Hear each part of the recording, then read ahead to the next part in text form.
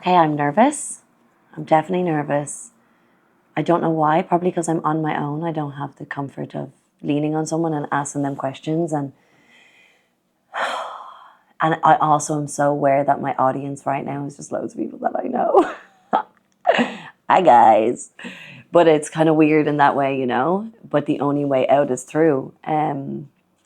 So, yeah, this is my podcast. Kind of crazy.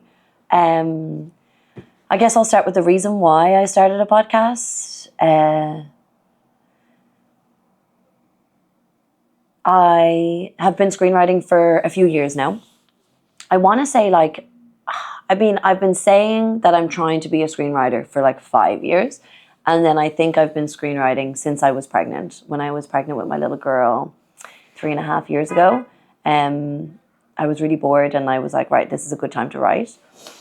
And so I started to write and I thought it was good. I don't know if I'm delusional, but I think a lot of my shit is good. And I showed it to my parents and there was some sex in it, so they were weird about it, to be expected, because it's kind of when you first start writing anything, it all feels autobiographical, even though it's not, it's the more you write, the more things become an imaginative endeavor.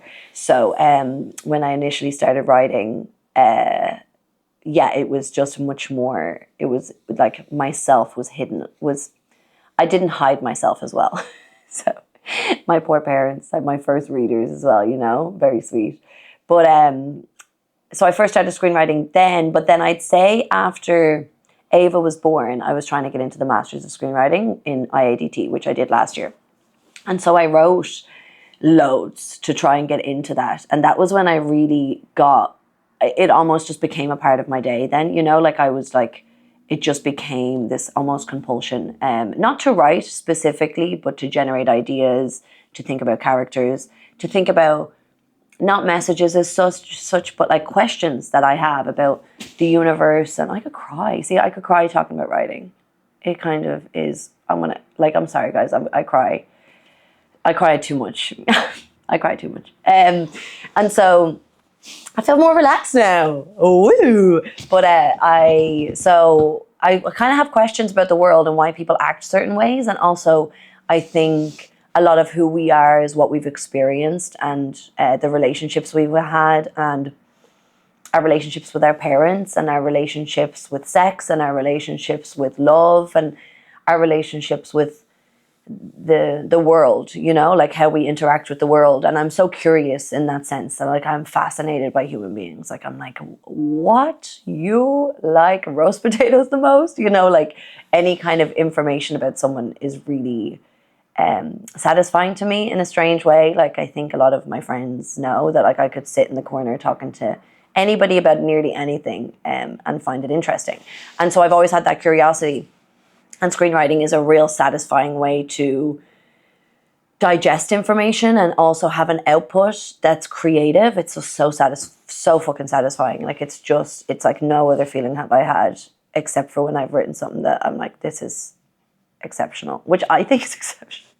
People might not like my shit, but I fucking love my shit, and that's what matters, And so I started properly writing then since I had Ava, my little girl, about 3 years ago, and I applied for the screenwriting masters, but I hadn't really done enough, and also I kind of underestimated how much I was going to love Ava. I really did. I was I'm gonna get back to work, you know what I mean? I was I'm gonna be one of these moms and I'm gonna go back to work, and then when she was born I was nobody else can mind her, I got really protective. And obviously Ava, a lot of has specific needs, which I don't want to go into too much because that's her world and her story, but I was just very much aware that this is my human being to take care of. Again, see, maybe, I hate to say it, but maybe I am due my period. But no, maybe I'm not due my period. Maybe it's just emotional talking about my daughter. But so then I was being a mom most of the time, so screenwriting had to take a back foot. And so I always had ideas and I always write down ideas and I always do little bits of work where I can, but I find myself the most irritated by motherhood when I'm in the middle of trying to work and it's not working out.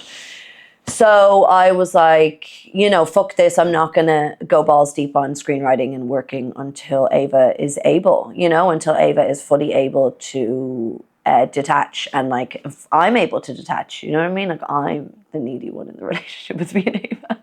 I'm like, kiss me more.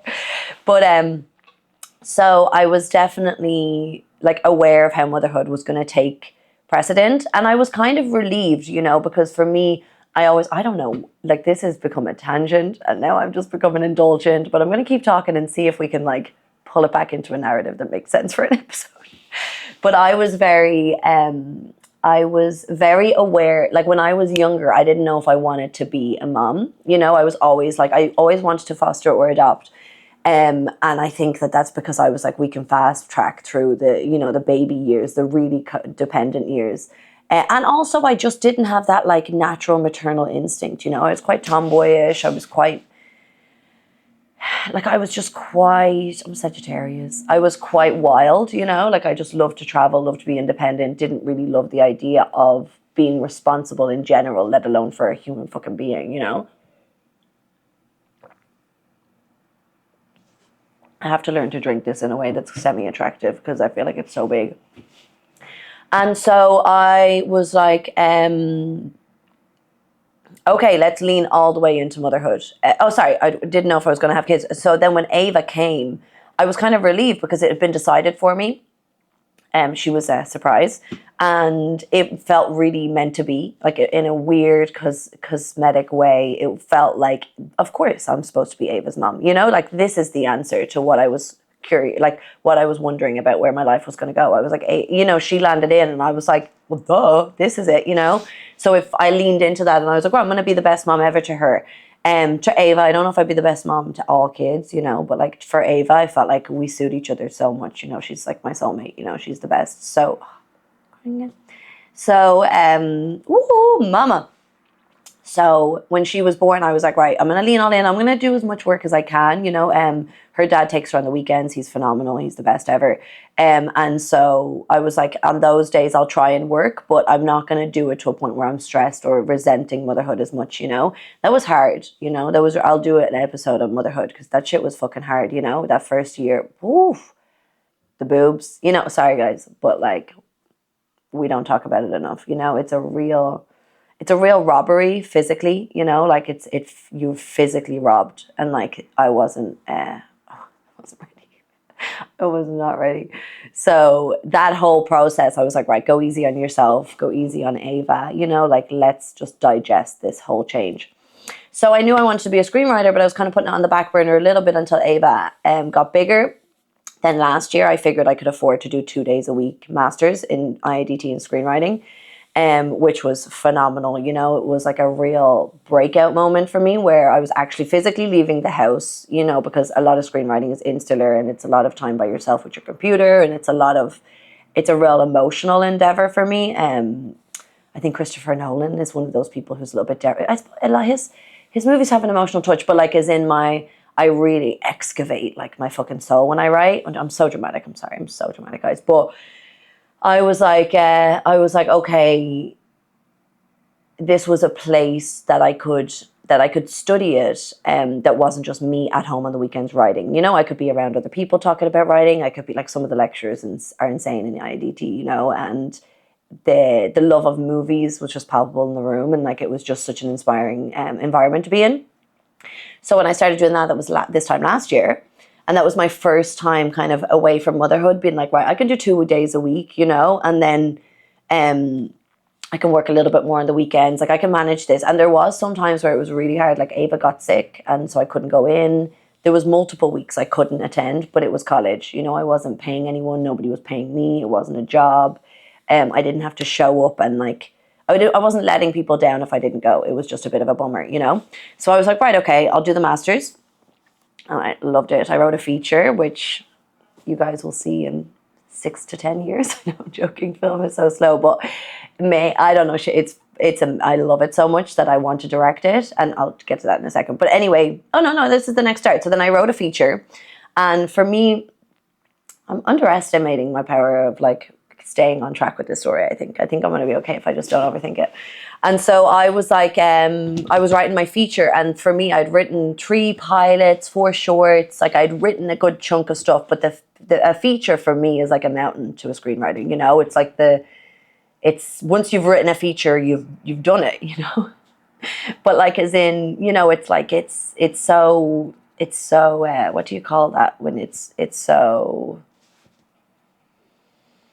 I don't know the word I'm trying to think of, but it's a physical representation of commitment, discipline, talent, skill, structure, abilities. You know, it's like the CV of a writer is if you can tell a narrative over a film. Like for me anyway, like again, everyone gets up and through different ways, but for me, I really wanted to write a feature before I tried to start directing.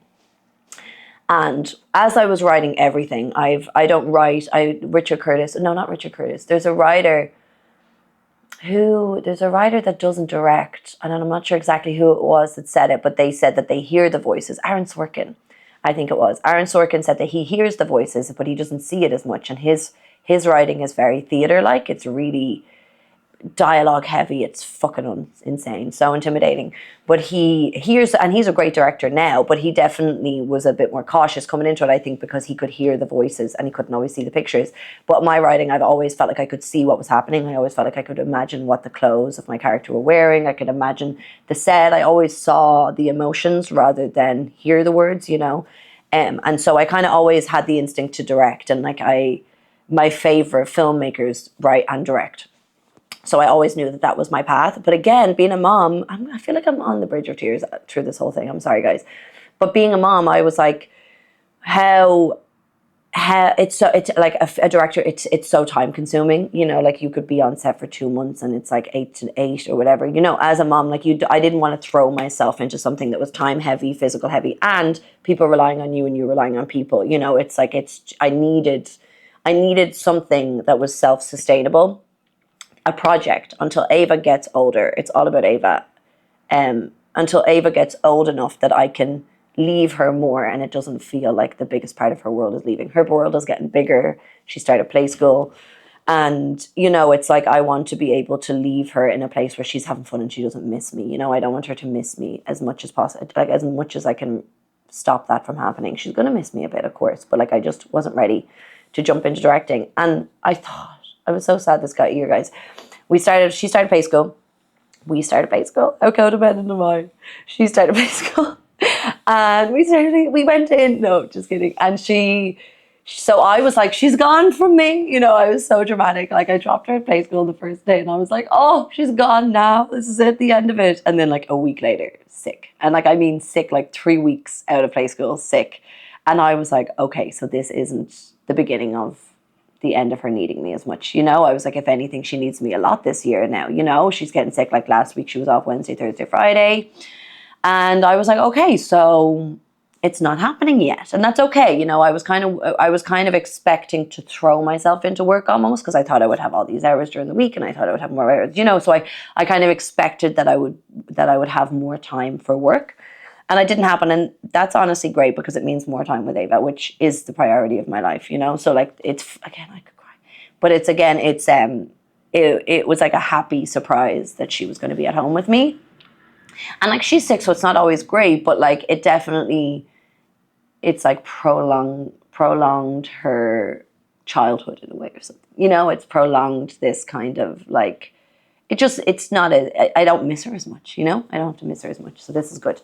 So I then was like, right, well, I need a project, because I bought some equipment, and I had some equipment bought for me by my baby daddy, who's one of the best people in the entire world, Adam. And so I had all this equipment and I was like, I need a fucking project, you know, like I need something to pour myself into that feels creative, that feels like it exhibits my voice in a way. It feels like it feels like I can make it mine, you know. It's mine, and it's my responsibility. It's everything is mine, you know.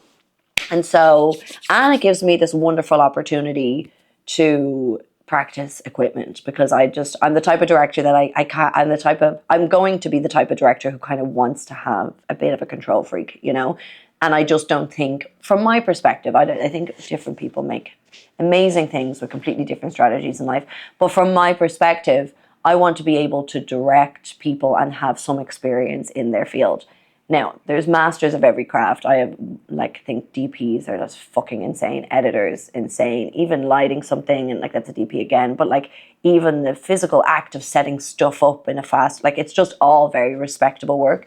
And I want to understand each person's job to a certain extent, so that if I ask something of them, it's not something that I wouldn't or couldn't try at least to do myself, you know.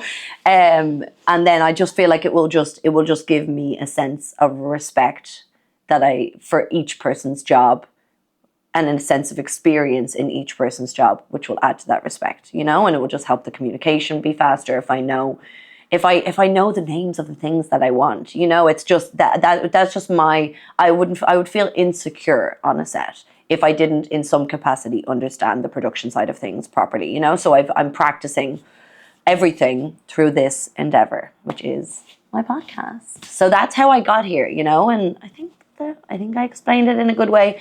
And so I'm giving it a go. Bear with me.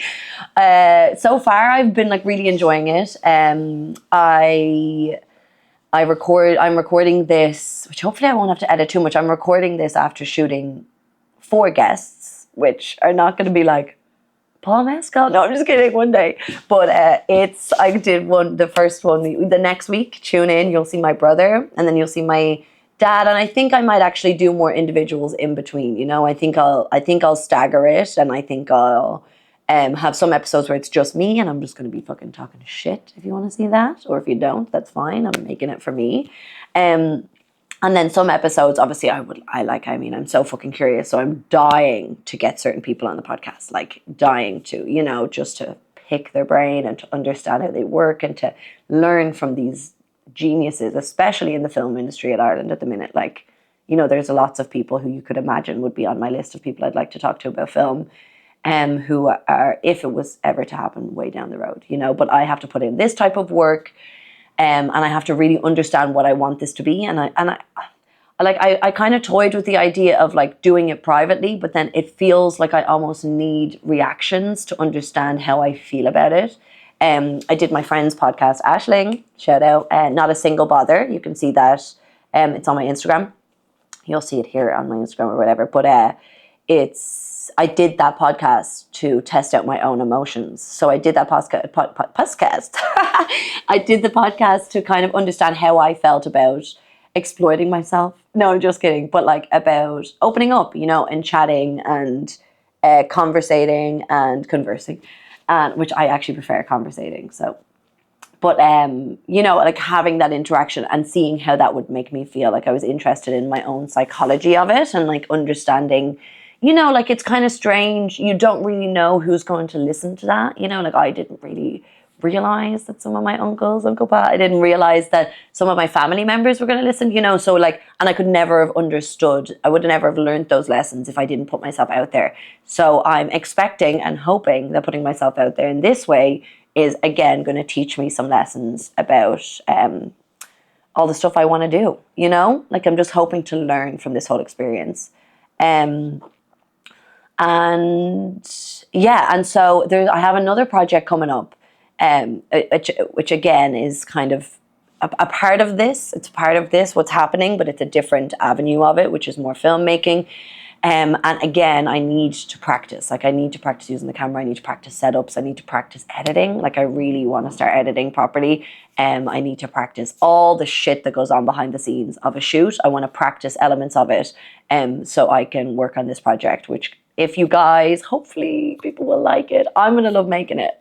And it would be another way to involve people in a creative way that's not necessarily just sitting and talking, because not everybody wants to be involved in something like that. So I have another project coming that's kind of the thing, you know. It's kind of the thing that I'm excited about the most. And all of this is necessary to make that happen in my mind, because through this I can practice social media, I can practice editing, I can practice production, I can practice all the skills and then apply the skills to something that's a little bit higher stakes than me sitting and talking shit in front of a camera.